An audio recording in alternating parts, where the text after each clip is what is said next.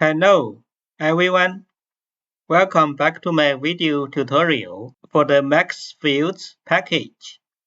In my previous video, we propagated the refined matching pairs to all cells, and also we filtered the bad matches. So in this video tutorial, we are going to extract the full matches. Let's have a look at the pipeline on the Nature Biotechnology paper again. You can see we are in stage 3. We propagated the matching pairs to full matching dataset. Today we are going to extract the full matching data, then do a file joint embedding. So now we can extract the full matching data. We can use the data matching function in the Maxfuse package to extract the full matching. Here we need to set the target as full data.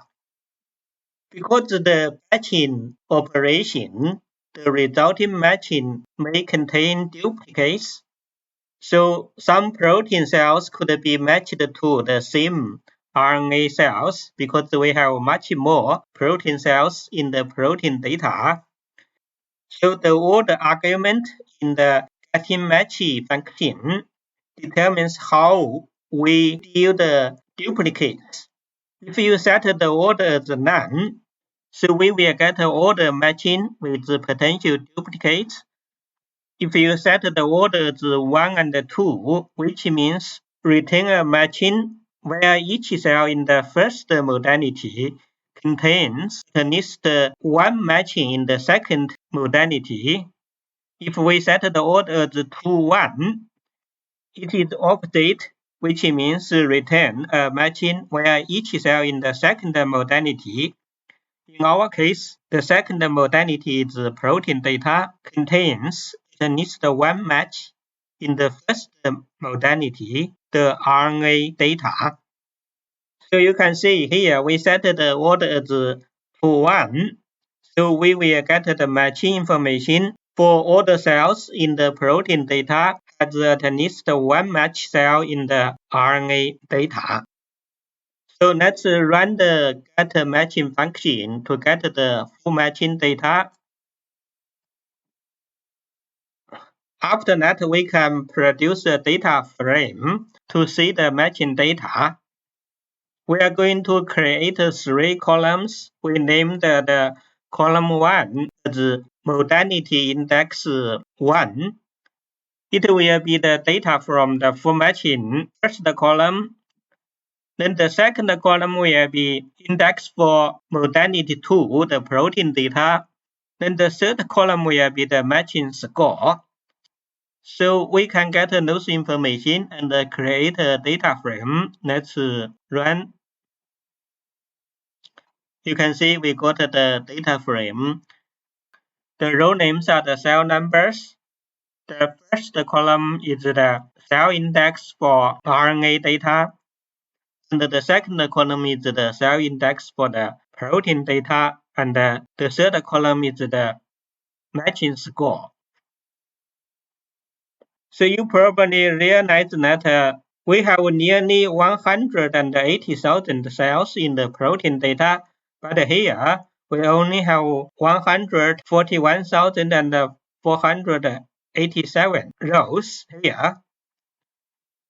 Because we filled out some cell pairs in the full data after we run the propagation. So not all the cells in the full data set has matches. From the full matching data, we can also calculate the matching accuracy. Let's run this code to calculate the matching accuracy.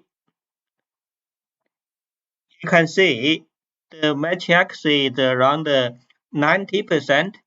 So we should have very good data integration between the CODEX data and the RNA-seq data.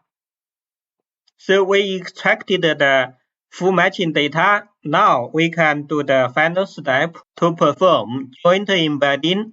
Then we can see the cell clusters. So first we can get the RNA CCA and the protein CCA data from the full dataset. This is the filtered data after propagation. You can see we can set the active array 1 as fusion active array 1. It will be the RNA data. Then the second one will be the protein data. You can see here we will subset the protein data using the full matching data. So let's get the RNA CCA and the protein CCA data now. Then we can compare the data with the original sequencing data, the RNA A data and the protein A data. Let's print out the information.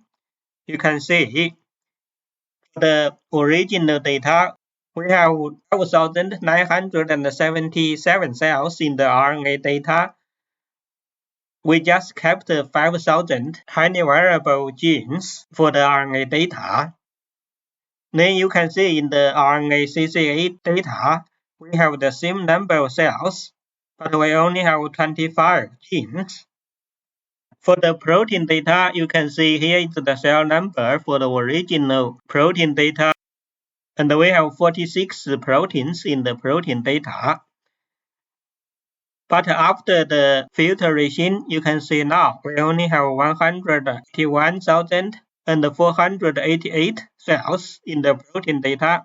We have the same gene number as the RNA data because it has the same features as the RNA shared data. So now we can set the dim users 15. This is the dimensions of CCA embedding to be used for UMAP analysis. Then we can merge the RNA CCA data and the protein CCA data, use the concatenate function to generate CCA data. Then we can use this CCA data to perform the final joint embedding. Let's merge both data sets now. And also, in order to see the cell clusters, we can get the data type information.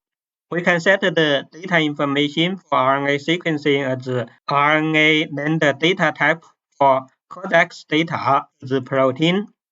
And also we get the cell types from the original RNA-seq data and the CODEX data.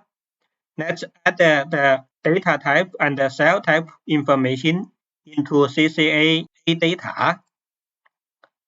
If we have a look at the observations for the CCA data, you can see we have the data type RNA and the protein and the cell type both RNA-seq data and the CODEX protein data.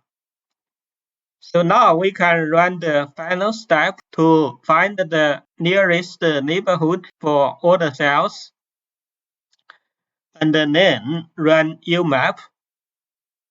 After that, we can plot the UMAP to see the joint embedding.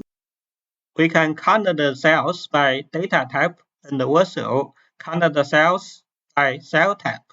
Let's run the final step of analysis.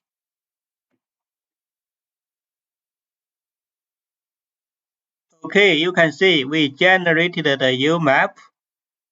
The first one on the left, we show the cells by the data type. Cells from CODEX data are in blue, and the cells from RNA data are in orange color. Because we plotted the full data here, you can see there are much more cells from the protein data, but they are well integrated with the RNA data. On the right-hand side, you can see the cells by cell clusters. You can see B cells in orange-blue color, then CD4 T cells in green, and CD8 T cells in red. Dendritic cells are in purple color, and the plasma cells are in brown. So you can see by the cell types here, the data was integrated very well from both modalities. Okay, that's the video tutorial for CODEX data and RNA-seq data integration. Because we only have 46 proteins in the CODEX data, you can see the link between CODEX data and the RNA data is very weak, but we have very good cell type integration between both modalities. I'm going to stop from here for this video tutorial. I hope my video tutorial can help your data analysis. If you think my video tutorial can help your data analysis, what you can help me now is to let the advertisement run for at least 30 seconds. Then I can get a reward for making those videos. Thank you.